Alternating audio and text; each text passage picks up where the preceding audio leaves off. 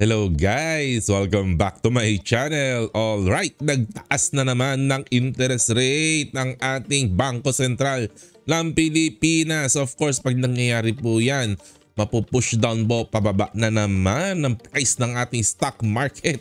Babagsak kaya tayo, lalagapak kaya tayo hanggang umabot tayo ng 5,000 flat na level. Ayan, pag-usapan po natin guys. No? So ito nga po. October 27 po ang news na to, no? Around 1 week ago po, no? So BSP lift rates to fresh 16-year high in 16 years.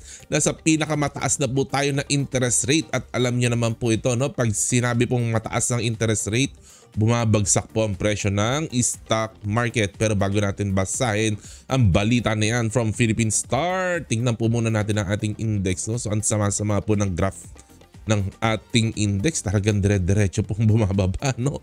Ayan, napakapangit po ng trend, pababa ng pababa, parang spaghetti po ito, no? Pababa ng pababa, aabot kaya tayo sa 5,000, parang ganun no?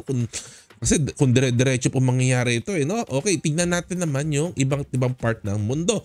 Sa US po tayo, S&P 500, parang hindi naman ganun kasama, no? Compare sa atin, no? Ang pangit nun sa atin. Sa US, parang hindi naman parang okay pa nga sila no? Parang hindi naman siya bear market kung tutuusin no? Ayan, tingnan naman natin sa Japan, no? Nikkei 225. Ayan, parang hindi rin masama. Pero marami kasi nang sasabi, no? Na napaka-undervalued daw po ng Japan. Actually, marami pong value investor po, no? Gustong-gusto po nila ang Japan market po. Sa ngayon po, dahil dito daw po maganda mag-invest daw po ngayon. Kasi for how many years daw po ay undervalued ang Japan market. So marami daw po nakikita ditong bargain stocks, no? Bargain stocks na magaganda ang fundamentals, sabi po nila, no? Okay. Sa Europe naman po, parang hindi rin gano'ng kapangit, no? Parang okay naman ang Europe po, no? Okay. Hang Seng naman po tayo. Okay. Ayan, ito ay ito po China po itong Hang Seng, no? So mukhang ito yung kamukha natin ng graph po natin, kahawig ng graph po natin.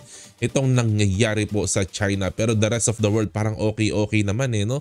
Parang tayo ni China ang nagsasuffer. Bakit tayo lang ni China ang nagsasuffer? Close ba tayo? Friendly wap ba tayo with China? Alright. Ayan, no? So ito na po ang ating balita to quell. Ayan, stubborn inflation. Kasi no, may inflationary pressure na naman po. Actually ako nararamdaman ko po talaga.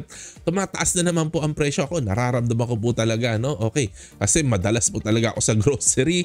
Madalas ako sa palengke. Ramdam na ramdam po natin. No? So ang Bangko Sentral ng Pilipinas delivered 25 basis points na naman. 0.25% po ito. No? Off-cycle rate, ibig po sabihin wala po sa schedule. Wala po sa schedule ng pagtataas. Bigla nila itinaas, no? Bringing the benchmark interest rate to a new 16-year high of 6.5%. 16-year high po ito, no? In 16 years, ito na po ang pinakamataas na interest rate po natin.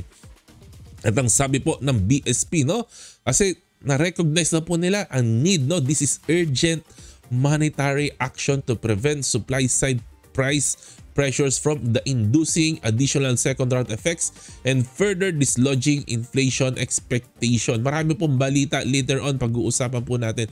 Marami po kasi nangyayari sa paligid po dito sa ating sa Pilipinas na talagang magbibigay po talaga ng inflationary pressure. Tumataas po ang presyo ng bilihin na naman. Tumataas na naman po. Okay, kaya kailangan pong gawin ng Bangko Sentral po ito natin. Actually po, no, ako po hangang-hanga po ko talaga sa BSP, no.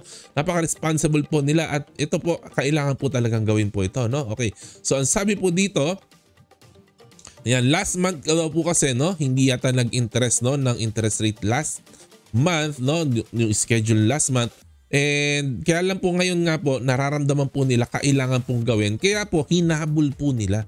Ngayon hinabol nila, nag-interest rate increase na po sila this October po, no? Okay, last week of October. I think we fell a little bit behind. Ayan. That's the reason for this effort to catch up. Catch up po ito, no? I don't know if the rest of the Monetary Board agrees with that. We didn't look closely enough at expectation. Okay, no? Ayan. He said that about 92% of the respondents of the consumer expectation survey conducted by the BSB think that inflation would be above 4% in the next 12 months, the same as corporate respondents of the business expectation survey. So may survey po silang ginagawa po, no, para dito po sila nagkakaroon ng outlook kung sa tingin nila ay talagang mataas pa rin o bababa na ba ang inflation, no, for the next sa next 12 months, no. And alam naman po natin, no, ang target po talaga ng mga bansa, karamihan po ng bansa, ayan, ang target po talaga ng inflation around 2%. Siguro 2 to 3% ganyan, no? Okay, so that is very worrisome, ang sabi po dito, no, ng BSP to us, because as you know, monetary policy cannot control supply side price shocks. Okay, kaysa po magka-shock po tayo, no?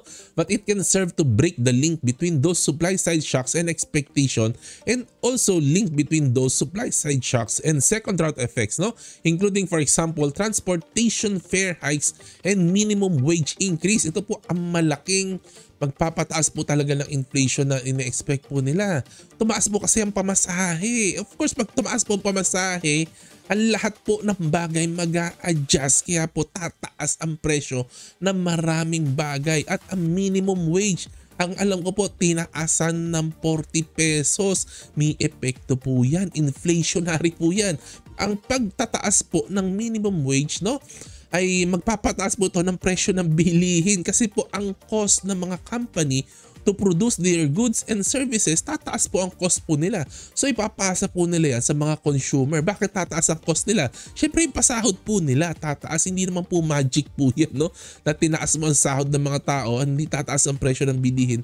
Hindi po ganun po yun. Inflationary po yan, at lalo po ito, no, na pinagpipilitan po talaga sa Senado na itaas to 150 pesos more ang sahod. So pag nangyari po yun, lalong tataas po ang presyo ng bilihin po. At yun po talaga ang nilalabanan ng BSP. Of course, no, hindi naman po makokontrol ng BSP yung pagtataas ng minimum wage, no, at fare hikes, no.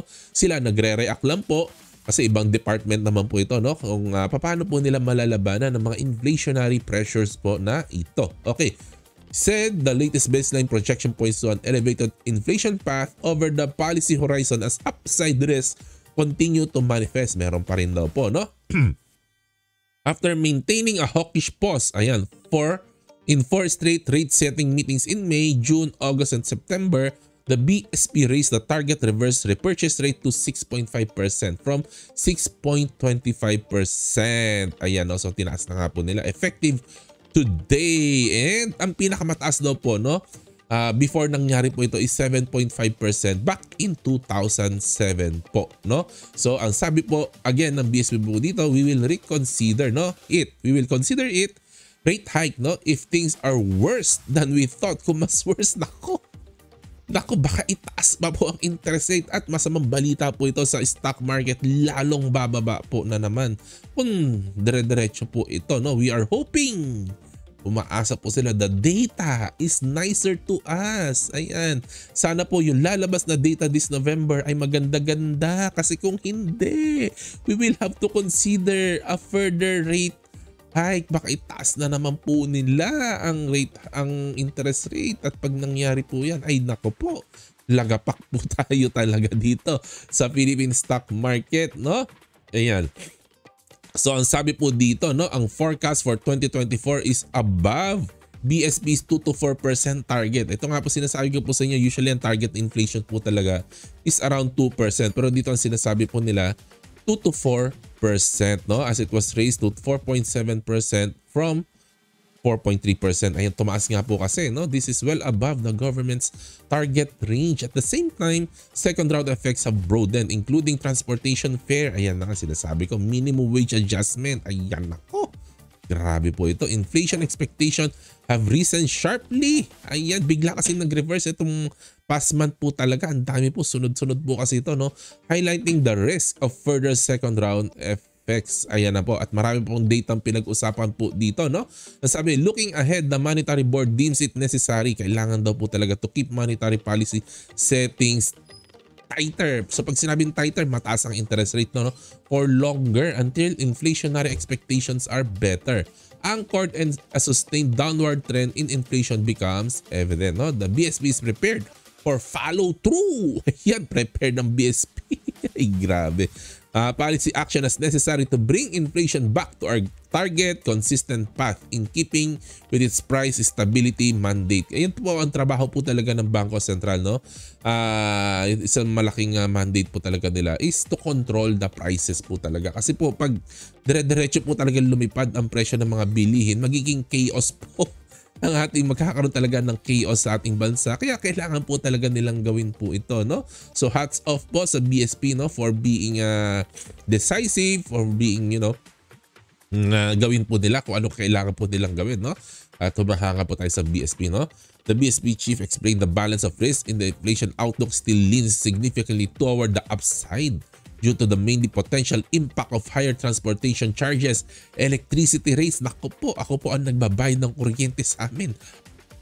Pataas po ang kuryente namin. Grabe. Hindi ko po maintindihan. Sobra na po, no?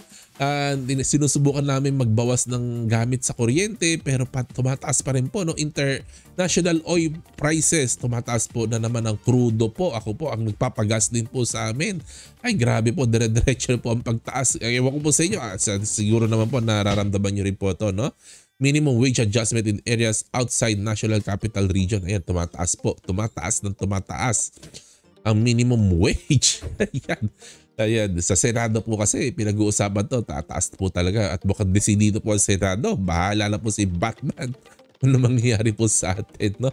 Ayan, so more data po ang sinasabi po dito, no? Ayan, the Monetary Board is closely monitoring the impact of the increase in interest rate as these work their way through the economy. So guys, hindi po kasi biglaan ang epekto po ng interest rate hike, no, sa economy, no? It takes time po, no? Sabi nga po nila 1 to 2 years na po yan bago mo maramdaman talaga epekto po niyan. Pero nauuna po ang stock market. Siyempre sa stock market, forward thinking po ang mga tao. So in-expect na po nila hihina economy. So magbebentahan po yung mga yan kasi in-expect nila bababa po ang mga income at revenues ng mga company, no? The Monetary Board also continues to support fiscal efforts to sustain growth through more rapid program spending as well as monetary intervention to address persistent supply side pressure on prices. Ayan po, no? Okay.